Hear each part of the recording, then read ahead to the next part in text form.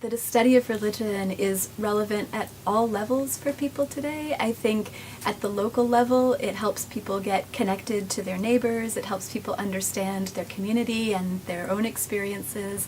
But I think also at the national and even the international level especially, we see so much going on in our world right now that involves religions of various sorts, and each of us grow up only knowing what we know locally and from our own families. So it helps us understand politics, the national news, the international news, helps us relate better with people around the world and just understand, I think, the diversity of the world we live in and how we then choose to respond to that. The humanities itself is exploring sort of new ways of narrating its importance to the world, really.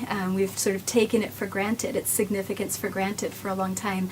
I think now in our current culture we're trying to figure out new ways of articulating the significance. And religious studies, because it is so interdisciplinary by its nature, it brings in anthropology and literature studies and historical studies, it brings in a lot of different sociological material.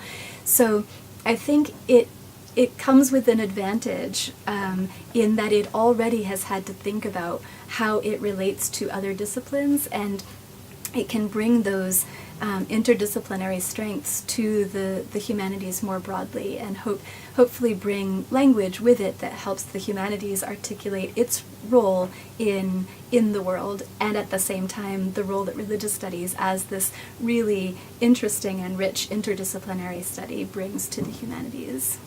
From my perspective, is so exciting about coming to college, period, is that you come out of whatever smaller context you've been living in, wherever it has been, and you enter a place where people have different ideas, different expectations, different assumptions about what's normative and what's unusual and what's commonplace and what's not. And so with respect to the first year students, I think just explore the things that interest you initially, right?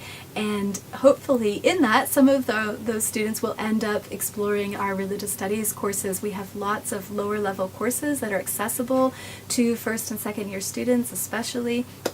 And we really think that in all of the humanities fields, we have a sense that if you find something that you love, you should follow that passion, right? And you will find a way to live a life with those skills. So the skills that we train you with in religious studies, people go on to law school, they go on to medical school, they go on to graduate school, they go into teaching at all sorts of levels, they go into nonprofit work, they go into the ministry in some cases.